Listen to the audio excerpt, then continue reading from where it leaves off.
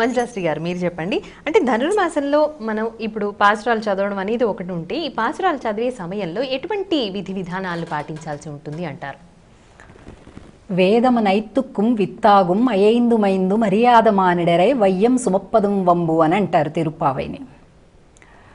అంటే వేదము అనేటటువంటి ఒక మహావృక్షానికి తిరుప్పావై అనేటటువంటిది బీజము వంటిది అని.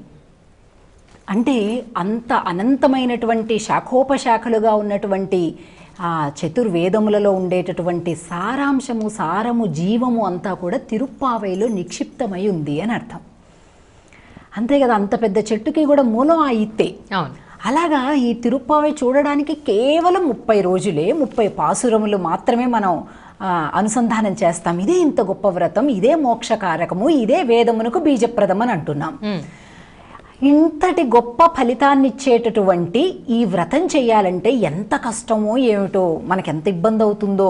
ఎందుచేతనంటే ఎన్నెన్ని యోగములు, ఎన్ని వేల సంవత్సరములు, ఎన్ని యుగములు, ఎన్ని జన్మలు తపస్సు చేస్తే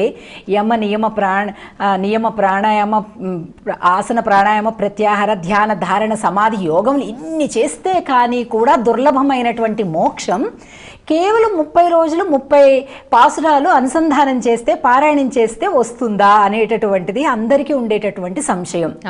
కానీ ఈ గ్రంథంలో, ప్రబంధంలో ఉండేటటువంటి వైవిధ్యం ఏంటంటే, అమ్మ చెప్పింది. అమ్మ ఏం చెప్పింది? తిరుప్పావై ఆండాల్ తల్లి తాను ఆచరించి ఆ కష్టమంతా తాను పడి, మీరిదంతా పడనవసరం లేదు, కేవలం అనుసంధానం చేయండి చాలు. 30 తప్పామే, కేవలం 30 పాసురములను క్రమం తప్పకుండా మీరు అనుసంధానం చేస్తే చాలు. ధనుర్మాసంలో చక్కగా తెల్లవారకుండానే ఈ పాసురాన్ని అనుసంధానం చేయడం, పొంగలి ఆరగింపు చేసుకోవటం, అలాగే 30వ రోజు చివరికి భోగి రోజు అమ్మవారి స్వామివారి కళ్యాణం చేసుకోవటం, అలాగే ఈ పాసురముల యొక్క అర్థాన్ని తెలుసుకోవటం. ఇంతే వ్రతం. ఇంతకంటే అసలు వ్రతంలో ఉండేటటువంటి కఠినమైన నియమాలు ఏవి కూడా లేవు.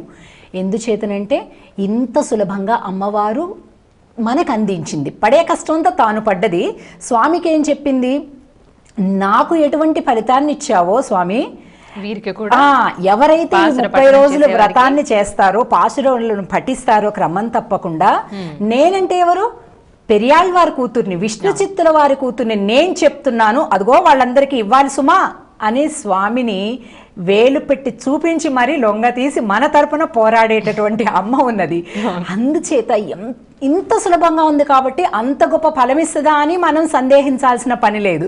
ఎందుకంటే పిత్రార్జితం లాగా అన్నమాట ఇదంతా కూడా. అలా అమ్మవారు కష్టపడి మన కోసం తెచ్చిపెట్టినటువంటి దివ్య వ్రతం కనుక ఈ 30 రోజులు మనం ఇలా పారాయణం చేసుకోవాలి. చక్కగా ఉందండి.